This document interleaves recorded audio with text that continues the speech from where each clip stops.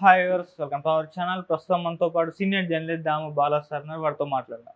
నమస్కారం sir. Bollywood heroine ని YCP నాయకులు కిడ్నాప్ చేసి టార్చర్ పెట్టిన ఆ ఇష్యూ ఏదైతే ఉందో అది మరింత హాట్ టాపిక్ గా మారింది సార్. మళ్ళీ ఆ హీరోయిన్ నిన్న బయటకు వచ్చి మాట్లాడుతుంది. అంటే ఏ విధంగా తను టార్చర్ చేశారు, ఎందుకు కిడ్నాప్ చేశారు అన్న విషయాలపైన. అసలు ఇప్పుడు ఈ కేసు ఎటుపోతుంది అంటారు? మరి హీరోయిన్ ఏం మాట్లాడింది? మరి గవర్నమెంట్ వీళ్ళపైన ఎటువంటి యాక్షన్ తీసుకునే అవకాశం ఉందా సార్? ఏదేమైనా తెలుగుదేశం 1 by 1 వైసీపీకి సంబంధించిన అమ్మాయిల విషయాలని బయటికి తీసుకొస్తూ ఉంది. ఇప్పుడు ఇది మొన్నటి వరకు ఆశా జత్వాని అనే పేరుని తీసుకొచ్చారు.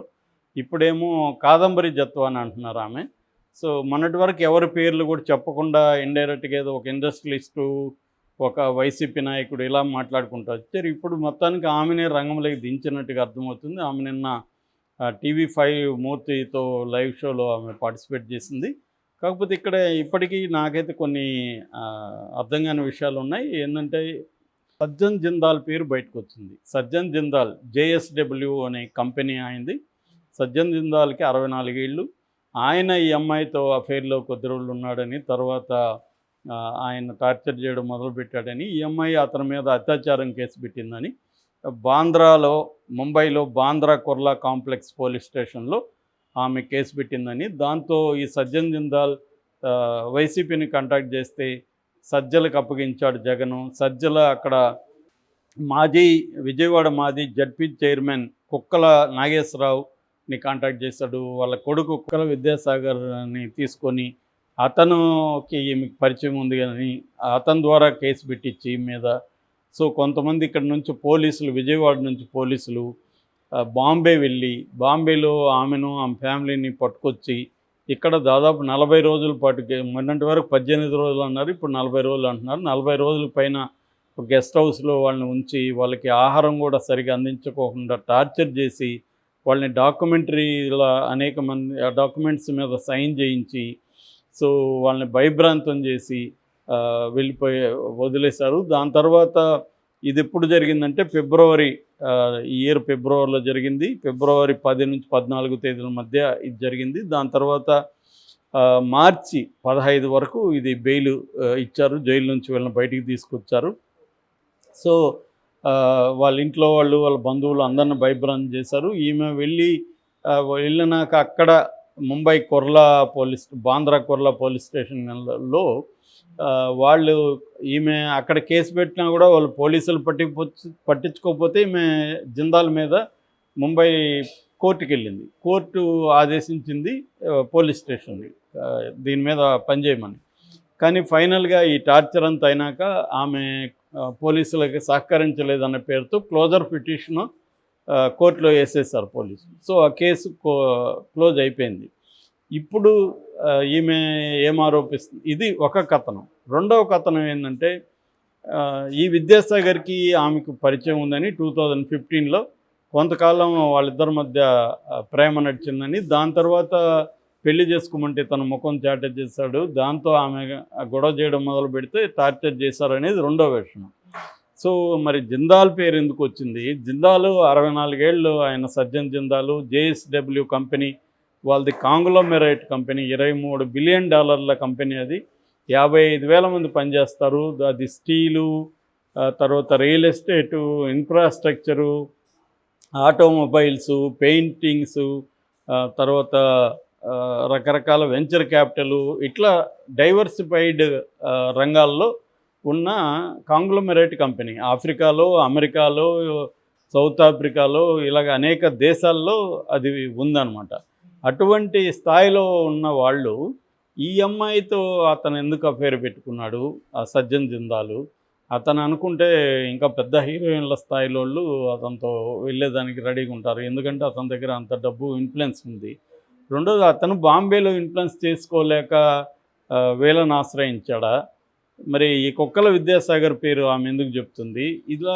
ఇది కన్ఫ్యూజింగ్గా ఉంది డ్రామా. ఇందులో పోలీస్ ఆఫీసర్ల పేర్లు కూడా వచ్చాయి. అదేంటంటే కాంతి Rana Tata, DCP Vishal Gunni, ACP Hanumantharao, ADCP Ramanamurthy, CI Sridhar, SI Pradeep, వీళ్ళ పేర్లు ఇప్పుడు బయటకు వచ్చాయి. వీళ్ళల్లో ఆల్రెడీ కొంతమంది విశాల్ గున్ని, కాంతి రాణా టాటా వీళ్ళు 16 మందిని పని పాట లేకుండా రోజు ఆఫీస్కి వచ్చి సైన్ చేయమని చెప్పారు కదా. అందులో వీళ్ళిద్దరు కూడా ఉన్నారు. సో ఇప్పుడు వైసీపీ అధికారుల మీద టార్గెట్ చేయడానికి ఈ ఇష్యూని తీసుకొచ్చారా, లేకపోతే నిజంగా ఆమె చెప్తున్నట్టు అన్యాయం జరిగిందా? దీని మీద ఖచ్చితంగా అయితే తెలుగుదేశం ప్రభుత్వం సీరియస్గా, నిజంగా అమ్మాయి అయితే మాట్లాడుతుంది, అది జరుగుంటే ఖచ్చితంగా అయితే వాళ్ళ మీద చర్య తీసుకోవాలి. ముఖ్యంగా పోలీస్ ఆఫీసర్లు ఇలాంటి చేయరు అనేది ఏం లేదు. ఖచ్చితంగా ఏ ప్రభుత్వం ఉన్నా పోలీస్ అధికారులు ఇట్లాంటి వాళ్ళు కొంతమంది ఉంటారు. వాళ్ళు ప్రజల్ని లేకపోతే బలహీనుల్ని టార్చర్ చేయడం అనేది కొంతమంది, అందరూ పోలీసులు చేస్తారని కాదు, కానీ కొంతమంది అయితే ఉంటారు. ఇక్కడే మనం అనేక విషయాలు చూస్తున్నాం. ఈవెన్ తెలంగాణలో కూడా పోలీసు వాళ్ళు ఎలా బిహేవ్ చేస్తున్నారు. సో అలాగే అక్కడ కూడా విజయవాడ దీంట్లో చేసి ఉండొచ్చు. అది జగన్ ప్రభుత్వం అయినా తెలుగుదేశం ప్రభుత్వం అయినా ఇవి జరగడం అనేది జరుగుతున్నాం. నిన్నటికి నిన్న కూడా మనం ఎమ్మెల్యే మాధవి వాళ్ళ హస్బెండ్ రామచంద్రరావు పోలీసుల ద్వారానే కదా వాళ్ళని టార్చర్ చేశాడు. కాబట్టి ఇవన్నీ కామన్, అన్ని చోట్ల జరుగుతుంటాయి. ఖచ్చితంగా అయితే ఆమె చెప్పేది వాస్తవమా కాదా, ఆమె చెప్తున్నట్టు సజ్జన్ జిందాల్ దీంట్లో ఇన్వాల్వ్ అయ్యాడా అనేది చూడాలి. ఆమె అయితే నాకు భద్రత ఇస్తే నేను వచ్చి కేసు పెడతానంటుంది. కేసు పెట్టిస్తారు ఖచ్చితంగా, వీళ్ళు భద్రత ఇస్తారు. ఇప్పుడు ఎలాగూ బీజేపీ తెలుగుదేశం కూటమి అధికారంలో ఉంది కాబట్టి. సో ఆమెను తీసుకొచ్చినాక